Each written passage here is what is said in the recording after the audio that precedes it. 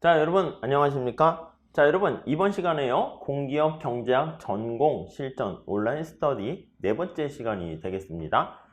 자, 이번 시간에는요. 거시경제학 관련된 얘기를 마무리 짓도록 할 건데요. ADAS 모형이 거시경제학의 기본적인 모형이거든요. 그걸 설명드리고 그 안정화 정책에 대해서 말씀드릴 거예요. 그래서 ADAS 모형과 인플레이션 실업에 초점 맞추고요. 그리고 기타적인 경제 성장 조금 언급해 드리도록 하겠습니다. 자, 우선 총수요 총공급 곡선에서요. 먼저 총수요 곡선에 대해서 우리가 잘 체크를 해 보셔야 될 거예요. 우선 총수요 곡선이라는 것은요. 이제 말 그대로 국가에서 생산한 어떤 모든 생산물에 대한 수요라고 생각하시면 되겠어요. 근데 이게 미시경제학에서 생각하는 그 수요를 단순히 합계한 것은 좀 아닙니다. 왜냐하면 것이기 때문에 그렇거든요. 자, 총수요 곡선은 우리가 뭐와 뭐와의 관계로 나타내는가라고 하면요. 여기 이제 국민소득이 되는 것이고요. 그 다음 우리가 아셔야 될 용어가 C, I, G 이렇게 되는 거잖아요. 그래서 이게 단순 모형인데 여기는 물가라는 게 없어요. 그런데 물가를 찾아내는 거야. 물가가 뭐냐면 여기 이자율이 물가의 영향을 받는다라는 걸 생각해 가지고요. 여기 나와 있는 국민소득과 물가와의 관계, 마이너스 관계다라는 것을 아시게 될 건데 그거를 우리가 살펴보게 될 겁니다. 그래서 우하향하는 곡선을 도출하게 되는 것이죠. 자, 여기서는 물가가 상승하는 걸로 했습니다. 자, 물가가 상승했을 때 ISLM으로 보셔도 되고요. 뭔가 물가가 상승하게 되면 모든 변수가 올라가요. 이자율이 올라가면서 투자가 감소해서 총수요 감소. 총수요 감소는 국민소득이 감소한다. 이렇게 생각하시면 되겠습니다. 자, 그게 바로 이자율을 매개로 했다 해서 이자율 효과라고 그러고요. 또 물가가 상승했을 때 민간의 실질 자산이 변화합니다. 그게 이제 부의 효과, 자산 효과 이렇게 되는데 소비가 위축되면 CIG에서 C가 위축되니까 역시 Y는 감소합니다. 물가가 역시 상승합니다. 자, 그러면 무역수지, 환율에 영향을 미쳐가지고요. 이쪽에 나와 있는 수출이 감소하고 수입이 증가해서 총수요가 감소해요. 역시 Y가 감소합니다. 이 표현 체크해 두세요. 이자율, 부의 효과, 무역수지 효과 이렇게 됩니다. 자, 물가가 상승할 때 왜 LM 곡선 이렇게 변하는가 그런 것들 볼 텐데 얘가 올라가는 거죠. 그럼 화폐 공급이 감소해서 LM이 좌측이도 한다. 정리를 하시면 되겠습니다. 자, 다시 정리할게요. 지금 여기서의 포인트는 물가가 상승했더니 국민소득이 여기 나와 있는 것처럼 감소했다. 이게 마이너스 관계로 보는 거예요. 하락하게 되면 증가하게 되고요. 그래서 우하향하는 그림을 그렸죠. 자, 그 다음에 총공급 곡선 AS 곡선을 볼 겁니다. AS 곡선은 두 가지 시각으로 볼 수가 있어요. 우리가 분석할 때요. 단기와 장기로 나눌 수가 있어요. 단기는 말 그대로 짧은 기간을 나타내는 건데 이 단기는 물가가 변하지 않는 기간을 나타냅니다. 아니면 우리가 좀 더 디테일하게 보면 물가에 대한 예상이 이렇게 딱 경직적일 때, 잘 몰랐을 때, 착각이 있을 때 라고 생각하시면 되겠습니다. 자, 여기서 수평의 AS 곡선을 갖게 되는 경우를 의미하고요. 장기에는 물가와 명목임금이 완전히 신축적인 가격 변수가, 물가 변수가 신축적인 경우를 나타내고요. 그랬을 때는 수직의 AS 곡선을 갖게 돼요. 이 모든 거를 다 합쳐서 어디에 반영됩니까? 라고 하면 여기에 나와 있는 루카스 공급 곡선에 반영돼요. 이거 암기하셔야 됩니다. 그래서 우리가 지금 살펴본 것처럼 단기에는요. 물가가 변하지 않고 우리가 예상, 착각을 하게 되는 경우를 나타내는데 P와 여기 나와 있는 P2가 같지 않은 상태를 나타내고요. 그리고 장기에는 물가와 명목임금이 완전히 신축적이면서 우리가 착각에 빠지지 않는 걸 나타내요. 그러면 P와 P2가 같은 경우입니다. 즉 여기 보시면 이거를 여기다 집어넣게요. 집어넣게 되면은 이렇게 P와 P가 같으면 어떻게 돼요? Y가 YN하고 똑같아지겠죠? 그러면 국민소득이 완전고용, 이거 완전고용 국민소득입니다. 그래서 완전 고용된 상태에서의 국민소득, 뭐 GDP라고 그냥 할게요. 이렇게 보시면 돼. 자, 그러면 이때는 AS 곡선이 수직이 되겠습니다. 자, 그래서 여기 보시면 케인작파는 여기 나와 있는 것처럼 물가가 이렇게 경직되어 있고요. AS가 이렇게 수평인 경우에 초점을 맞춰요. 그러니까 이거는 이제 완전고용 상태에서 뭐 수직 이렇게 표현되어 있지만 여기에 초점이 있고요. 고전학파는 여기에 초점이 있어요. 여기에 초점이 있어서 AS가 여기 나와 있는 것처럼 수직, 얘는 수평 이렇게 보시면 돼요. 자, 그런데 이제 고전학파랑 케인즈학파를 다 같이 우리가 설명하고 우리가 공부하기 위해서요. 요건 일반적인 거고요. 여기 나와 있는 것처럼 수평선에 해당하는 영역은 케인즈학파의 영역, 수직에 해당하는 영역은 고전학파 영역 이렇게 돼 있고요. 우상향 하는 경우에는 일반적인 영역 이렇게 생각을 하시면 되겠습니다. 아셨죠? 자, 그러면 이게 왜 중요한 겁니까? 라고 하면은요. AS 곡선의 형태에 따라서 이게 형태가 수직이냐 수평이냐에 따라서 따라서 총수요 관리 정책이라 하죠. 경제 안정화 정책입니다. AD 정책의 효과가 차이가 난다 라고 보시면 될 것 같습니다. 아시겠죠? 그렇게 봐주시면 오케이 될 것 같아요. 자, 그래서 지금 얘기한 것처럼 안정화 정책이 과연 효과가 있냐 그건데 우리가 이제 고전학파랑 케인즈학파 이렇게 얘기를 할 거예요. 그렇지만 이 고전학파랑 케인즈학파 가지고 이제 학파 얘기를 하진 않고요.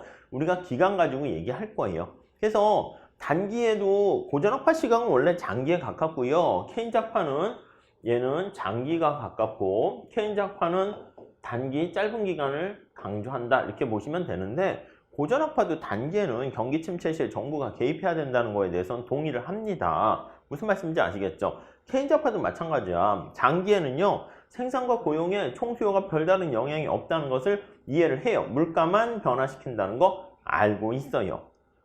그런데 쟁점은 장단기 기간이 얼마나 기냐 짧냐 이거예요. 여러분 생각해봐요. 여러분들이 이제 취업 준비를 한다라고 생각해 볼게요. 이 기간이 짧을까요? 길까요? 지금 상황에서는 어떻게 보면은 내가 언제 합격할지 잘 모르고 그렇기 때문에 좀 뭔가 길어 보여요. 언제 이 터널이 끝날 것인가 애매합니다. 그렇지만 지나고 나면 금방 가요. 금방. 벌써? 이렇게 된다고요. 무슨 말씀인지 아시겠습니까? 이것도 비슷해요. 장단기 얘기할 때도 안정화 정책의 효과가 그래 정부가 개입하는데 단기 그 짧은 시간인데 좀 정부 괜히 개입해서 망가뜨리지 말고 기다리지 뭐 이렇게 되는 거예요. 그래서 고전학파랑 케인즈학파는 그 차이는 별로 없고요. 안정화 정책의 효과가 얼마나 지속되는가 그거에 초점이 있어요. 그래서 단기를 얼마나 길게 보고 짧게 보는가 그 논쟁의 차이다. 이렇게 보시면 되겠습니다. 자, 그래서요 경기 침체가 됐을 때 안정화 정책에 과연 효과 있는가 없는가 그거에 대한 얘기를 할 텐데요. 경기 침체가 발생했어요. 여기가 이제 원래 처음 균형점이라 할게요. 이 제로가 시작되는 건데요. 자, 이 제로 균형점에서 갑자기 기초소비라든가 독립투자라든가 수출수요 이게 CIG에 해당하는 그런 얘기죠. 총수요가 위축된 거야. 그러니까 여기 나와 있는 것처럼 AD가 좌측으로 이동을 하게 됩니다. 좌측으로 이동했어요. 그러면 여기가 됐어요. 자, 여기 한번 생각해 보시면 어떤 상황이에요? 여기 보시면 여기서부터 이렇게 국민소득이 감소한 거예요. 경기가 위축된 겁니다. 자, 이렇게 경기가 위축됐으니까 고용이 감소하고 실업이 증가하게 되었어요. 이해가시죠? 이때 가만히 놔두면 어떻게 될까요? 맞아요. 고용이 감소하고 실업이 이렇게 점차 증가하는 경기 침체가 발생하게 되면 사람들이 꿀꿀하게 되고요. 그러면서 기대물가가 하락합니다. 기대물가가 하락하게 되면은 우리가 앞서 본 루카스 공급 곡선 그거 암기해 주셔야 되는데 이렇게 되면 AS 곡선이 경기가 침체되니까 하방으로 이동해요. 사람들이 경기가 침체되니까 임금 같은 거 낮게 줘도 오케이 감지덕지로 생각합니다. 그래서 임금이 하락해서 비용이 감소한다 이렇게 해도 되고요. AS가 하방 이동하니까 여기 나와 있는 AS가 하방 이동해서 이쪽으로 가게 되는 거예요. 이해 가십니까? 자, 그러면 이렇게 갔다가 경기 침체가 된 다음에 AS가 하방 이동하면 다시 안정화 정책이 없을 때 원래 완전고용 국민소득 수준으로 가게 돼요. 그런데 이 경기 침체가 너무 길게 장기간 허용되게 되면은 우리가 이제 고통스럽단 말이야. 그러니까 이제 케인즈학파는 뭐야? 야, 저거 경기 침체 너무 기니까 좀 네가 개입을 해가지고 정부가 개입을 해가지고 총수를 다시 우측으로 이동시키는 게 좋지 않냐? 이렇게 주장하는 것이고 고전학파는 야 그냥 좀 가만히 놔둬. 네가 자꾸 이랬다 저랬다 하니까 경제를 더 망가뜨리니까 좀 기다리고 놔두는 게 좋지 않냐? 이렇게 주장하는 게 바로 고전학파다 이렇게 생각하시면 되겠습니다. 이 안정화 정책에 대한 효과 개입할까 말까 굉장히 중요하게 되고요. 자, 문제는 615번의 문제가 이런 거예요. 다음 중 총수요 총공급에 대한 설명 중 옳지 않은 것은 이렇게 나와 있는데 문제 스타일만 보세요. 자세한 설명은 나중에 또 말씀드릴 거예요. 여기 보시면 장기총 공급 곡선 수직인 경우가 여기가 완전 고용 국민소득 수준을 달성하고 있는데 지금 여기가 지금 상황입니다. 자, 그러면 이거는 완전 고용 국민소득은 뭐 YF라고 쓰기도 합니다. full 해가지고 완전 고용됐다는 것입니다. 지금 경제가 어떻게 돼 있는 거예요? 경제가 완전 고용 국민소득 수준보다 더 높은 상태야. 그러니까 이거는 경제가 과열돼 있는 상태입니다. 과열돼 있기 때문에 이 상태에서는 가만히 놔두게 되면 어떻게 됩니까? 라고 하면은요. 여기 단기총 공급 곡선이 경제가 과열돼서 물가가 상승한다고 생각하니까 단기총 공급 곡선이 이렇게 상방으로 이동하게 돼요. 상방 이동하게 되면 이렇게 가게 된다라고 보시면 될 것 같습니다. 아셨죠? 자, 그래서 시간이 지남에 따라서 자동적으로 총수요 곡선은 여기 보시면 총 공급 곡선이 상방 이동해야 되는 거다 이렇게 얘기하는 것이지 총수요 곡선이 이동하는 것은 아니게 되는 것이죠. 무슨 말씀인지 아시겠습니까? 자, 이게 이제 이쪽으로 가게 되는 게 고전학파다 이렇게 생각을 하는 것이고 케인작파 쪽은 뭡니까? 라고 하면 경기 안정화를 위해서요. 이게 좀 어려우시면 살짝 맛보기로 보세요. 이런 정도로 보신다는 겁니다. 총수요를 줄여야 돼. 경제가 지나치게 과열되니까 총수요를 이렇게 줄이게 되면 여기로 가게 된다는 거는 개인작파다 이렇게 생각하시면 될 것 같습니다. 아셨죠? 그 정도만 봐주시면 좋겠습니다. 자, 그 다음에 우리가 지금 얘기한 것처럼 안정화 정책에 과연 효과가 있냐 없냐 이 얘기를 할 건데 사람들이 미래에 대해서 또 경제 상황에 대해서 기대를 합니다. expectation을 하는데 이 기대가 어떤 기대인가에 따라서 결과가 달라져요. 합리적 기대다라고 하면요. rational이라는 말을 써가지고요. 이용 가능한 모든 정보를 다 사용하는 기대가 되는 거예요. 자, 그러면 정부가 어떤 정책을 썼을 때 그럴 줄 알았네? 이렇게 얘기하는 거야. 그러니까 노동자들은 다 알고 있는 거야. 그럴 줄 알았네. 자, 그렇게 되면 예상 물가 자체가 상승하게 되고요. 그것도 즉각이에요. 즉각적으로 상승하게 되는 것이고 그 결과 AS 곡선이 상방 이동하게 됩니다. 자, 그래서 여기 나와 있는 것처럼 정부가 확장적 총수요 관리 정책을 써서 일리 왔어요. 그래서 AD가 이렇게 상방 이동해서 이렇게 돼 있으면 AS 곡선 여기에 가게 됩니다. 그러면 사람들은 어떻게 됩니까? 라고 하면 어머 물가가 올라갔네? 정부가 어떤 정책을 썼네? 경제가 과열됐네? 그러면 AS가 상방 이동해서요. 물가가 상승한 만큼 정확하게 예상을 하게 되는 거예요. 그렇기 때문에 정부의 정책은요. 즉각 효과가 잠깐 증가했다가 바로 사라지니까 야 정부 정책 효과 없어. 정책 무력성 명제 이렇게 얘기를 하게 되는 것이죠. 이해하시겠죠? 그러니까 합리적 기대 하에서는 정부 별로 개입하는 거에 대해서 좋아하지 않게 됩니다. 자, 그 다음 우리가 이제 안정화 정책과 관련한 핵심 포인트가 뭐냐면 실업과 인플레이션입니다. 이쪽에 나와 있는 게 unemployment라는 실업과 관련된 이슈가 되는 것이고요. 이쪽과 관련된 게 인플레이션과 관련된 거예요. 물가가 얼마나 상승하는가 그걸 나타내는 거예요. 엄밀하게는요. 물가 수준이 올라가는 게 아니라 물가의 상승률이 얼마나 올라가는가 이게 바로 인플레이션 이렇게 쓰는데 우리가 전통적으로 그냥 P라고 이렇게 쓰도록 합시다. 자, 물가가 상승하는데 그 원인이 무엇이냐라고 하면요. 세 가지가 있습니다. 하나는 여기 나와 있는 것처럼 총수요가 증가해서 물가가 이렇게 상승하는 효과가 하나 있고요. 이게 총수요가 증가하는 게 이제 정부가 여러 가지 CIG, 소비라든가 투자라든가 정부의 어떤 정책에 따라서 AD가 우측으로 가게 될 수가 있고 상방으로 가게 될 수가 있고요. 아니면 비용이 인상해서 발생하는 경우가 생길 수 있습니다. 비용 인상 같은 거는요. 코스트가 올라가는 거죠. 푸시라는 말을 쓰게 되는 거예요.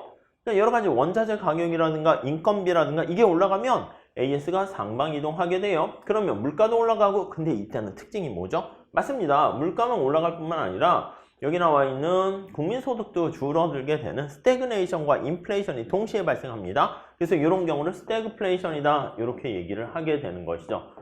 네, 이렇게 보시고요. 그 다음에 이제 둘 다 섞이는 거야. 수요 측면과 공급 측면이 같이 동시에 발생하게 되는 것을 혼합형 인플레이션이다 이렇게 됩니다. 만약에 지금 살펴본 것처럼 총 공급 곡선 이렇게 상방 이동하게 되면 여기 균형점이 이렇게 가게 되잖아요. 여기가 0이라 그럴게요. 여기가 1 이렇게 돼 있으면 그러면 경제가 침체되니까 정부가 확장적 총수요 관리 정책을 사용하게 되면 새로운 균형점이 여기로 가요. 이렇게. 그렇게 되면 이 두 가지가 짬뽕된 게 혼합형 인플레이션이다. 이렇게 보시면 돼요. 우리 시험 문제에서는요, 그래프 가지고 문제 내기에는 좀 그래프 그리는데 시간이 걸리기 때문에 그냥 인플레이션의 어떤 영향에 초점을 맞추시면 돼요. 인플레이션의 영향은 물가가 상승할 때 우리가 예상을 했는가, 예상을 하지 못했는가에 따라서 달라집니다. 여기 보시면 예상을 아예 못했으면 충격이 더 큽니다. 그래서 소득과 부의 재분배가 발생하게 되는데 금융자산을 가진 사람과 이게 화폐와 관련된 금융자산을 가진 사람은 손해가 돼. 인플레이션이 발생하면 물가가 떨어지게 되는 거니까 화폐 가치가 떨어지게 되니까 물가는 올라가는 거죠. 그래서 화폐 가치가 떨어지게 되는 것이기 때문에 그래서 여기 나와 있는 채권자와 금융자산을 가진 사람들은 손해를 보게 되고요.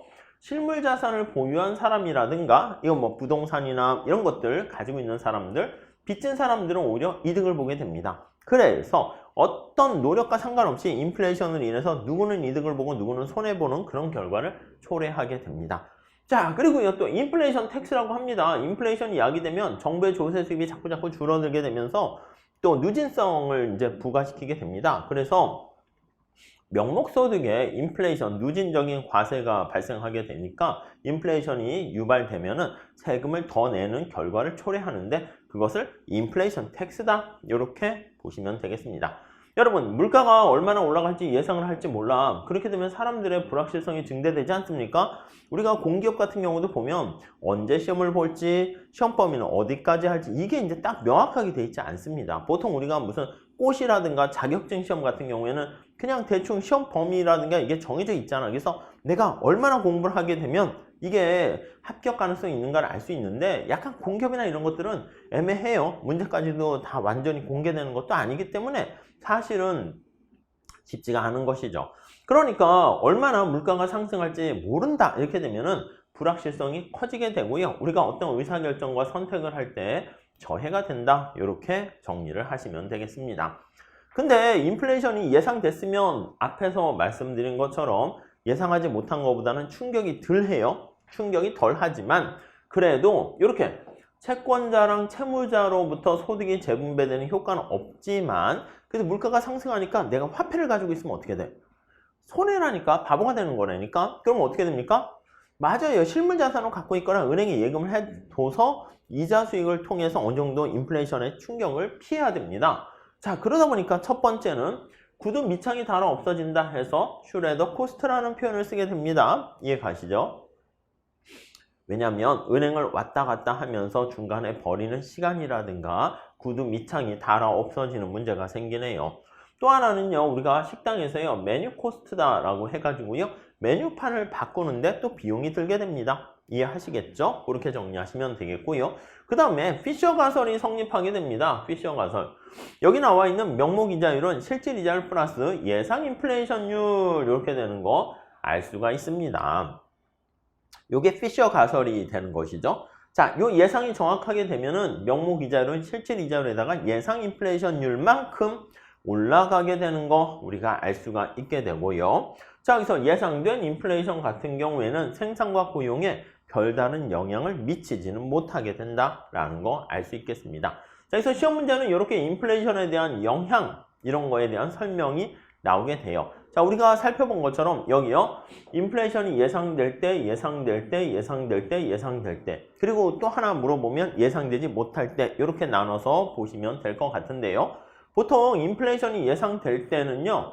채권자로부터 채무자에게로 부하소득이 재분배되는 효과가 있다 없다? 없다고 그랬잖아요. 우리가 예상했으니까 우리가 계약을 체결할 때 미리 그걸 다 반영하는 겁니다. 근데 예상되지 못할 때, 그러니까 이건 예상하지 못했을 때 발생하는 문제가 돼요. 자, 반면에 인플레이션이 예상하더라도 메뉴 비용이라든가 뭐 슈레더 코스트라든가 아니면 뭐 이런 것들 이게 바로 구두창 비용이라고 말씀드렸죠. 실질 화폐 잔고를 줄어들게 되기 때문에 은행에 자주 가야 하는 그런 불편이 발생한다라고 보시면 될 것 같습니다. 뭐 이런 것들 정리하시면 되겠고요. 그 다음 또 하나 우리가 잡아야 될 토끼 중에 한 마리가 실업입니다. 실업. 자, 그래서 우리가 이제 하나의 측면에는 인플레이션이 있고 또 다른 측면에는 실업이라는 문제가 있는데요. 실업은 주의하셔야 돼. 측정할 때요. 단순히 일자리가 없는 사람 얘기하는 게 아니라 일할 의사가 있어야 돼요. 그래서 일할 의사가 있으나 일자리를 갖지 못한 사람을 실업자 이렇게 보시면 돼요. 우리가 이제 임시 고용되거나 파타임으로 일하는 사람도 다 취업자라고 얘기하고요. 일주일 동안 돈을 벌기 위해서 1시간 이상 일을 하게 되는 사람도 취업자가 됩니다. 이런 실망 노동자라는 표현을 쓰는데 이거 중요한 점. 내가 노동자, 일을 하려고 막 해. 실망 근로자, 노동자 이런 표현을 쓰게 되는데 이 사람들은 자꾸 경기 침체로 인해 가지고 내가 취업 원서를 내려고 했어. 근데 일할 의사가 없어지는 거야. 우리가 실업자를 얘기하려면 나름대로 일할 의사, 구직 활동을 하게 될 힘이 있어야 되는데 이 사람들은 일할 의사 자체를 상실하게 되는 거야. 그러니까 더 심각한 어떻게 보면 안쓰러운 실업자 상태에 있는 사람인데 이 사람들은 일할 의사가 없으니까 경제활동 인구에서 제외가 됩니다. 실업 통계에서 빠지게 되니까 어떻게 된다? 실망 노동자들이 많아지게 되면 공식적인 정부가 발표하는 실업률이 하락하게 됩니다. 그래서 실업률은 하락하는 문제가 발생해요. 그러니까 정부가 와 실업률이 줄어들게 돼서 굉장히 다행입니다 라고 하는데 다행이 아니고 오히려 상황이 더 나빠진 거다 이렇게 얘기를 해야죠. 무슨 말씀인지 아시겠죠? 자, 그래서 총 인구, 생산 가능 인구 중에서 비경활 인구는 아예 일할 의사가 없는 사람입니다. 그리고 경제활동 인구 중에서 취업자와 실업자로 나뉘게 됩니다. 이것도 이제 뭐 취업 형태별, 산업별 이렇게 나누는데 이렇게 그냥 눈도장 한번 찍어주시면 될 것 같고요. 시험 문제는 이렇게 나옵니다. 650번에 들어가 있는 문제인데요. 경제 내에 생산 가능 인구가 5,000명 이렇게 있어요. 자, 그래서 먼저 생산 못하는 인구도 있어요. 뭐 이거 계산은 살짝 나중에 많이 볼 거니까 넘어가세요.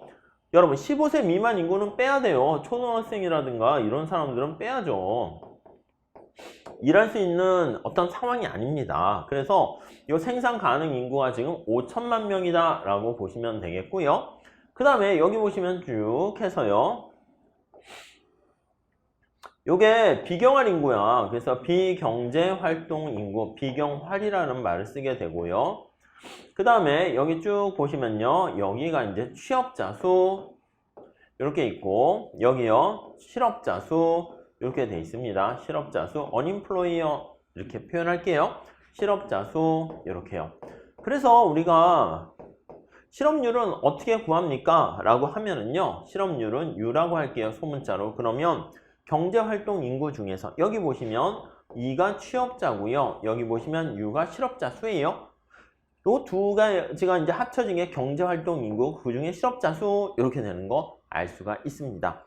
경제활동 참가율은요. 전체 15세 이상 인구 중에서 요거 두 개 합한 걸 얘기해요. 아셨죠? 뭐 그건 나중에 또 볼게요. 고용률은 뭐라고 합니까? 라고 하면 고용률은 여기 나와 있는 경제 전체 일을 하려고 할 수 있는 생산 가능 인구 전체 중에서 비경활 인구까지 합쳐요. 그래서 여기다 쓸게요.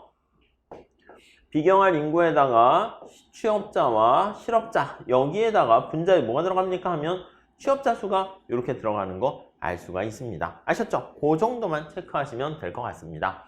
자, 우리가 이제 또 중요하게 보는 건 실업의 형태가 중요합니다. 우선 첫 번째는 나 취업하고 싶어요. 그런데 아이고 임금을 그거밖에 안 줘요? 월급 얼마 줘요? 월급 최저임금만 주겠어요? 됐어요. 일할 능력은 있고 일할 의사도 있는데 현재 임금 수준에서 그 정도는 내가 최소한 받아야 할 임금 그걸 뭐라고 그러냐면 유보임금이라고 합니다.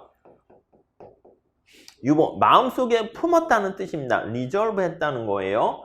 내가 생각하는 임금보다 이게 만약에 시장에서 제시되는 임금이 오퍼 임금이라 할까요? 기업이 제시하는 임금이야? 너무 작아. 그러면 됐어. 내가 말이야 일할 생각은 있는데 그 돈 받고는 일 못하지. 그래서 일할 의사가 없는 거야. 무슨 말씀인지 아시겠습니까? 그래서 이런 거는 내가 좀 더 나한테 맞는 나의 어떤 재능을 이해하는 그런 회사를 찾아 나서겠어? 해가지고 말 그대로 탐색하는 활동을 하게 됩니다. 그래서 이런 것들이 즉각 취업이 잘 안 되는 그 시간이 걸리는 프릭션이 있다는 표현을 씁니다. 마찰이 있는 거예요. 마찰. 이게 그래서 뭔가 딱딱 매칭이 잘 안 되는 거야. 그래서 매칭 과정에서 발생하는 어떤 미스매칭이죠. 미스매칭 과정에서 발생하는 문제. 요걸 이제 마찰적 실업 이렇게 얘기합니다. 자기 스스로가 선택했다 해서 자발적 실업 이렇게 얘기하고요. 이거는 별 문제가 되는 건 아니야. 자기 스스로가 선택한 것이고 자기한테 맞지 않는 옷을 입고 있는 거 이게 좋지 않거든요. 그러니까 자기한테 맞는 옷 맞는 직장 이걸 찾아 나서는 거니까 정부가 굳이 개입할 필요는 없다. 이렇게 얘기를 하게 되는 거예요. 탐색 과정에서 발생하는 실업이다. 그래서 탐색적 실업 이렇게 얘기를 합니다. 자, 그래서 우리가 이제 보통 고전학파가 완전 고용됐다라는 게 실업이 빵 이렇게 되는 상황을 얘기하는 게 아니라 여기 나와 있는 자발적 실업만 존재하고 비자발적 실업이 제로인 상태다라고 생각하시면 되겠습니다. 자, 비자발적이라는 것은 자기가 어떤 선택을 한 게 아닙니다. 이게 문제야, 이게. 주로 이제 경기 침체로 발생하는 그런 실업입니다. 자, 그래서 경기가 불황이라서 침체가 되잖아요.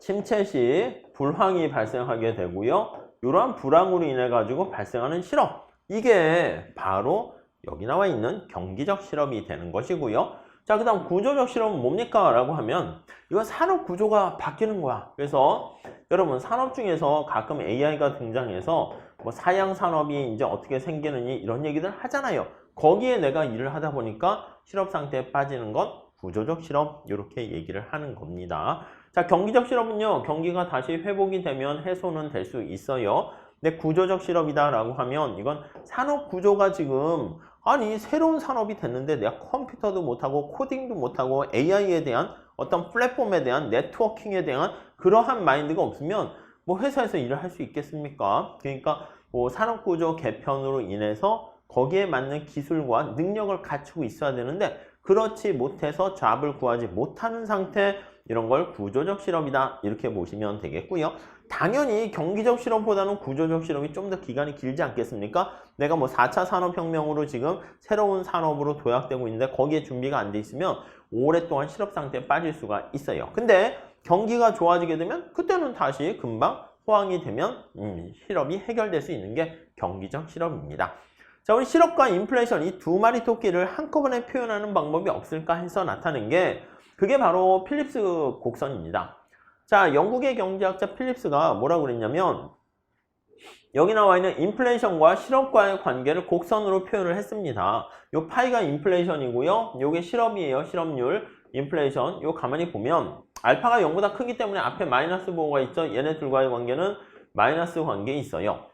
초창기에는 어떻게 했냐면 아시겠지만 아니면 또 이제 설명을 또 들으시겠지만 이쪽에다 명목임금 상승률을 놨어요. 근데 명목임금 상승률이라는 데이터를 구할 수 없어가지고 그렇게 했는데 이제 물가 상승률로 놓게 됩니다. 그리고 여기는 실업률을 놓게 되는 것이고요. 요거 두 개와의 점 관계를 찍어봤더니 이런 식으로 우하향하는 관계를 우리가 파악할 수 있게 되었고요. 요거를 뭐라 그런다? 필립스 커브다. 이렇게 생각하시면 될 것 같습니다. 자, 그래서 여기 나와 있는 것처럼 실업률을 자연 실업률과의 관계로 이렇게 표현하시면 될 것 같고요. 그래서 여기 있는 것처럼 실업률이 자연 실업률이에요. 내추럴이에요. 내추럴 언임플로이먼트. 그래서 자연 실업률보다 실업률이 더 낮다. 그렇게 되면 여기 있는 것처럼 이렇게 물가 상승률이 경기가 과열되어 있기 때문에 물가 상승률이 0보다 큰 상황이 된다라고 보시면 될 것 같습니다. 자, 그리고 여기 나와 있는 알파는요. 여기 나와 있는 인플레이션이 실제 실업률과 자연 실업률과의 그 차이에 얼마나 민감하게 반응하는가 그 기울기라고 생각을 하시면 되겠습니다.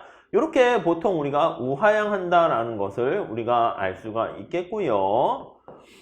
요걸 가지고 이제 우리가 정부 정책이 효과가 있다라는 거 살펴보게 됩니다. 여러분, 이 필립스 곡선에 대한 설명으로 옳은 것은 해가지고 필립스 곡선에 대한 이런 초창기 얘기에다가 그 다음에 이제 필립스 곡선에다가 이렇게 프리드만 펠프스라는 어떤 기대를 반영합니다. 그래서 프리드만 펠프스의 기대부가 필립스 곡선 이렇게 얘기하게 돼요. 거기다 이제 적응적 기대가설, 함적 기대가설 그거를 반영하게 됩니다. 자, 그리고 단기 AS 곡선 나와 있는데 필립스 곡선과 AS 곡선은 닮았어요. 그래서 단기 AS 곡선이 우상향하면 필립스 곡선은 우하향하고요. 만약에 AS 곡선이 수직이면 필립스 곡선도 수직이다. 그렇게 우리가 살펴보게 됩니다. 자, 그래서 여기 나와 있는 것처럼 AS 곡선이 가파르게 되면 필립스 곡선도 가파른 이게 우상향이냐 우하향이냐만 다르고 기울기는 똑같은 그런 결과를 보인다라고 보시면 될 것 같습니다. 자, 이거는요 우리가 문제 풀 때 자세하게 또 설명을 드릴 테니까 우선 넘어가도록 하겠습니다. 자, 여기 나와 있는 것처럼 필립스 커브가 이렇게 우하향하죠. 그러면 AS 곡선이 우상향하는 형태를 보이게 되는 것이고요. 자, 그러면 이제 어떤 의미가 있습니까? 라고 하면요. 여기 나와 있는 이게 총수요를 변화시키는 총수요 관리 정책 A에서 B로 이렇게 가게 된다라고 하면은 여기 나와 있는 것처럼 필립스 곡선도 A에서 B로 가게 된다라는 것을 알 수가 있습니다. 무슨 말씀인지 오케이 이해가 되시죠? 그러면 확장적 총수요 관리 정책이 효과가 있는 거야. 국민소득을 증가시키는 거니까 A에서 B로 가면 여기 있는 것처럼 실업률을 줄일 수가 있게 되는 거죠. 자, 결국 뭐냐면 필립스 곡선과 AS 곡선은 닮았습니다. 방향만 다르고요. 필립스 곡선이 우하향하고요. AS 곡선이 수직이 된다라고 하면은 이때는 정부의 총수요 관리 정책이 AD 곡선의 정책이 효과가 있어 이렇게 얘기를 합니다. 효과적이다 이렇게요. 무슨 말씀인지 아시겠죠? 그래서 정부 정책이 효과가 있냐 없냐라는 고전학파랑 케인즈학파의 어떤 논쟁에 대해서 여기 나와 있는 필립스 곡선 가지고도 설명을 할 수 있어요. 자, 근데 우리가 1970년대 오일 쇼크가 일어났습니다. 그러다 보니까 필립스 곡선이 우하향하는 게 아니라 우상향하는 결과를 초래했어요. 아니, 필립스 곡선이 왜 우상향하지? 이런 문제에 봉착했어. 필립스 곡선이 더 이상 사라지고 필립스 곡선이 아무런 의미가 없어진 건가? 그렇게 봤는데 그게 아니라는 겁니다. 그래서 이제 새로운 필립스 곡선이 등장했는데 프리드만 펠프스라는 학자들이 여기요. 필립스 곡선에다가 예상 인플레이션을 집어넣습니다. 그러니까 초기 인플레이션에서는 얘가 없어요. 얘가. 근데 얘가 들어갔습니다. 그래서 여기요. 기대 부과라는 말을 했어요. added 됐다는 거예요. augment라는 말을 썼습니다. 그래서 더했다는 거예요. 기대를 부과한 필립스 곡선을 만들었고요. 이게 어떤 의미가 있습니까? 라고 하면요. 이게 절편의 역할을 하는 거야. 수직 축의 절편의 역할을 하기 때문에 자, 기대 인플레이션이 상승하게 되면 그래서 파이 2가 상승하게 되면 이게 되면 그러면 네, 필립스 커브는 어떻게 된다? 상방 이동하게 되는 거야. 상방 이동. 이해 가시겠습니까? 그래서 필립스 커브가 이렇게 상방 이동하게 되는 걸 통해 가지고요. 스태그플레이션을 우리가 설명할 수 있게 되었고요. 사람들의 어떤 여기 나와 있는 기대 심리까지 반영할 수 있게 되었다라고 생각하시면 되겠습니다. 자, 그래서요. 기대부가 필립스 곡선을 반영하면 필립스 곡선이 이렇게 상방으로 여기 기대 인플레이션이 올라가잖아요. 그러면 필립스 곡선이 이렇게 상방으로 이동하게 되고요. 그럼 AS 곡선이 상방으로 이동하게 되는 거 알 수가 있고요. 그렇게 되면 장기에 이게 장기 롱런 AS 곡선은 롱런 필립스 곡선은 이렇게 수직이 된다라는 것을 우리가 보여준다라고 생각하시면 될 것 같습니다. 네, 무슨 말씀인지 아시겠습니까? 그래서 이게 뭐 쉽게 여러분들 이해하시게 될 건데 정부 정책이 효과가 있냐 없냐 이런 얘기할 때요. 이 필립스 곡선이 수직이냐 우상향이냐 우하향이냐 그거에 따라서 정책적 효과는 달라진다 이렇게 생각하시면 되겠습니다.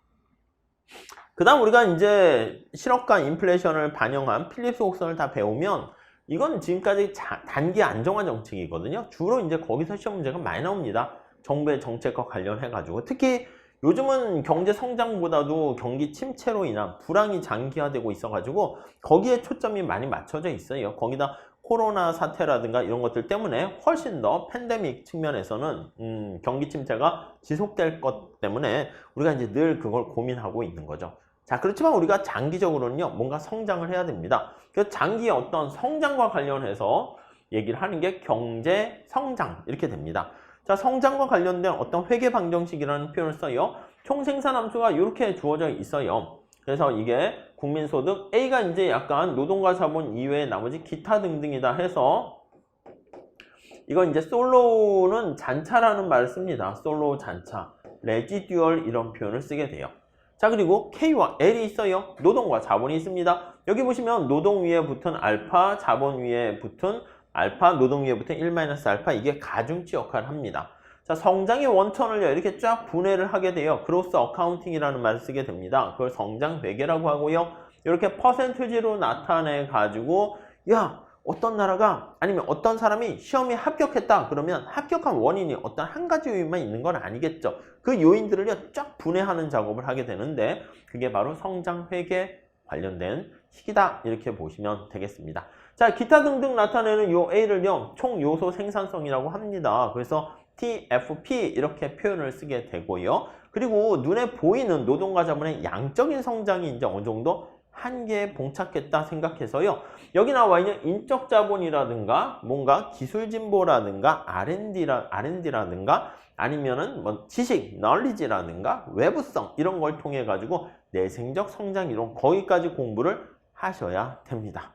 아셨죠?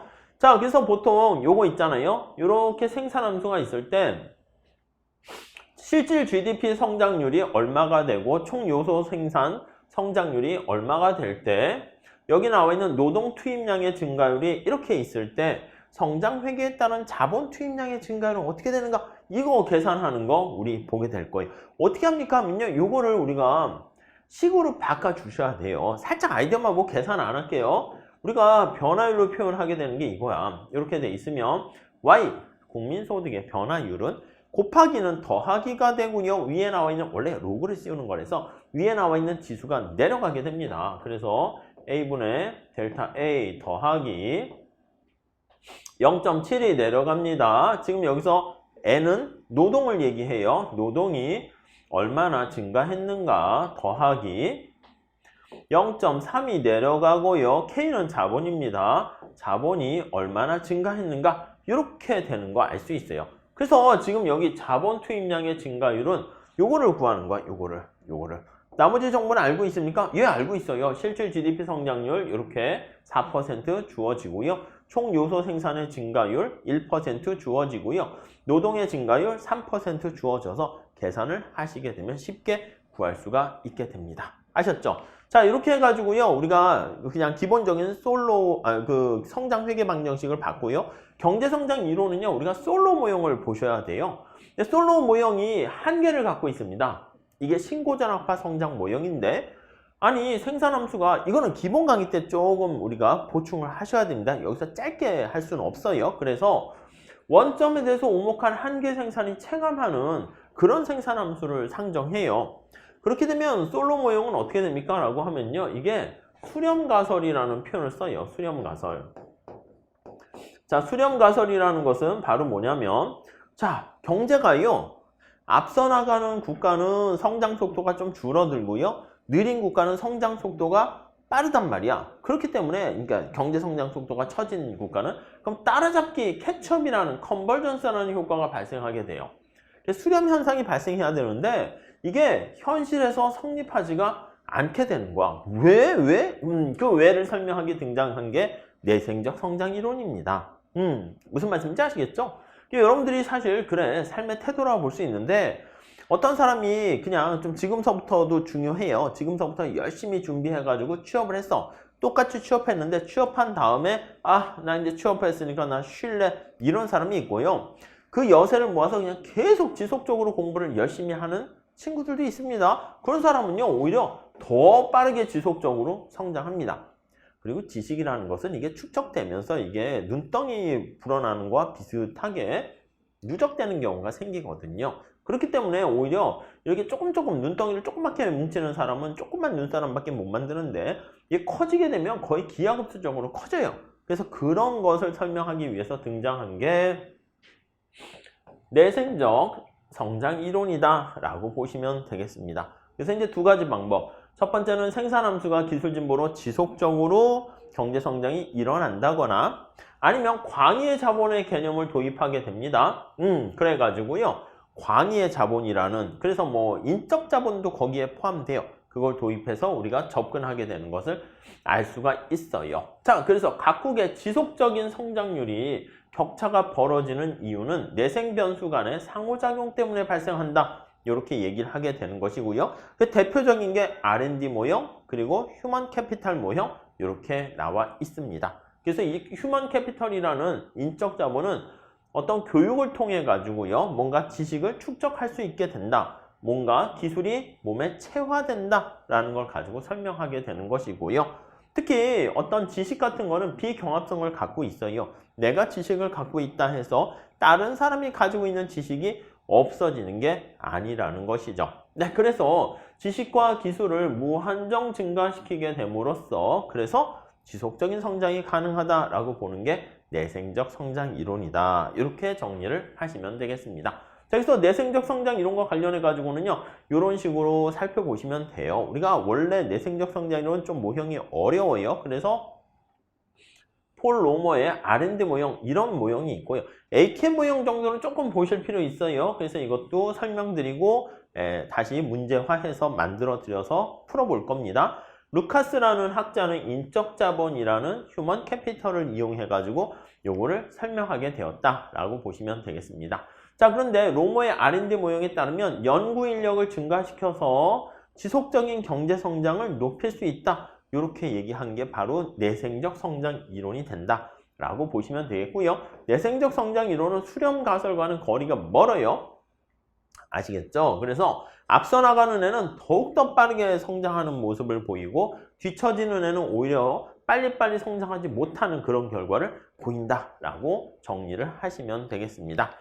자, 이렇게 해가지고요, 우리가 거시경제학의 뒷부분 안정화 정책과 관련한 총수요, 총공급, 또 더 나가서 장기적인 경제 성장에 대한 아이디어를 좀 말씀을 드렸고요. 이런 것들이 우리 시험에 나오는 토픽들이 돼요. 더 나가서 제가 필립스 곡선을 가지고 실업과 인플레이션을 연결시켰잖아요. 거기에다가 무슨 물가지수를 구한다거나 실업률을 구한다거나 이런 것들은 기초적인 자료를 해석한다거나 자료를 만드는 계산 문제로서도 충분히 출제가 될 수 있기 때문에 여러분들이 잘 준비를 하시면 좋겠습니다. 자, 이렇게 해가지고요, 마무리 짓고요. 다음 시간에는 국제경제학 파트 간단하게 한번 살펴보도록 하겠습니다. 감사합니다.